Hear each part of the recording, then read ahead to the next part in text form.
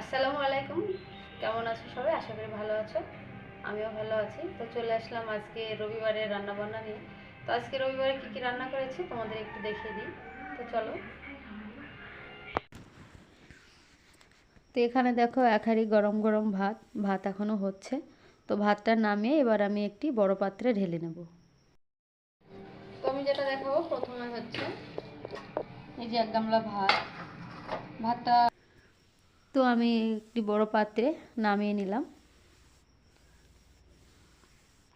আমি রোজ মাটির উনুনে রান্না করি, তো আজকে গ্যাসেই রান্না করলাম। আর এটা এই যে দেখতে পাচ্ছ, এটা হচ্ছে কচুর শাকের ঘন্ট। আজকে অনেকদিন পর কচুর শাক রান্না করেছে। এটা সকালে রান্না করেছিলাম, তাই এই যে একটু খাওয়াও হয়ে গেছে। তো এই কচুর শাকের মধ্যে মুসুরির ডাল দিয়েছিলাম, মুসুরির ডাল দিয়ে এই কচুর শাকটা রান্না হয়েছে।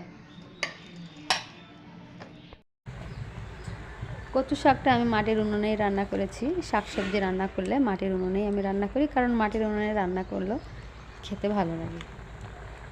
সাথে যেটা হচ্ছে এটা হচ্ছে যে ইলিশ মাছের মাথা ভাজা এটা। আর এই জায়গায় একটা হচ্ছে এটা হচ্ছে রুই মাছ ভাজা।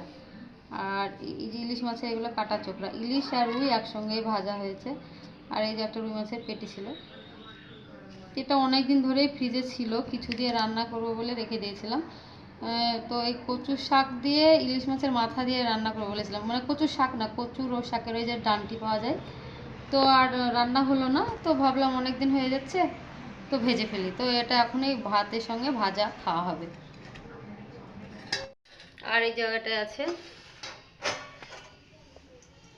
এই যে মাছের ঝোল। এটাও মনে হয় হয়তো সিলভার কার্প মাছ, আর নয়তো গ্যাস কার্প মাছের মানে পিস। এগুলো আমি জানি না, সঠিক জিজ্ঞাসা করিনি। তো দেখে মনে হচ্ছে হয় সিলভার কার্প হবে আর নয়তো গ্যাস কার্প হবে। তো এখানে কপিস আছে 1 2 3 আর এই 4। আর এখানে হচ্ছে যে 3 পিস হচ্ছে পেটি, আর হচ্ছে 4 পিস, আর এই যে 3 পিস পেটি লেজ। তো এই দিয়ে আমাদের আজকে হয়ে যাবে। মাছ হয়তো 2-1 পিস থেকে যেতে পারে, তো যদি থাকে তাহলে ফ্রিজের মধ্যে রেখে দেব কালকের জন্য। তাই হচ্ছে রবিবার দুপুরের রান্নাবান্না। আজকে টমেটো চাটনিটা করা হয়নি, খুব তাড়াহুড়োর মধ্যে মানে করে ফেলেছি। টমেটো চাটনি করা হয়নি। তো এখানে এই যে টমেটো, অনেকগুলো টমেটো, মানে 1 কেজি নিয়েছি টমেটো। আর এই যে 2টো গাজর, আর শসা নিয়েছিলাম 1 কেজি, তো খাওয়া হয়ে গেছে। তো ভাবলাম হয়তো স্যালাড করব, তো সেটাও আর হচ্ছে না, তাড়াহুড়ো করে দেখিয়ে দিলাম। এখন খাওয়া দাওয়া শুরু হবে। ভাত এবার থালে বেড়ে নেব।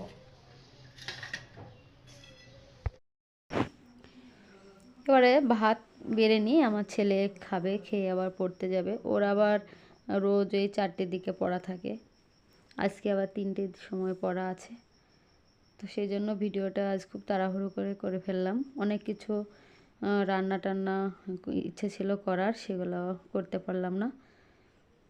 তো যাই হোক, এবার ভাত আমি থালে বেড়ে নিচ্ছি, ও খেয়ে আবার পড়তে যাবে।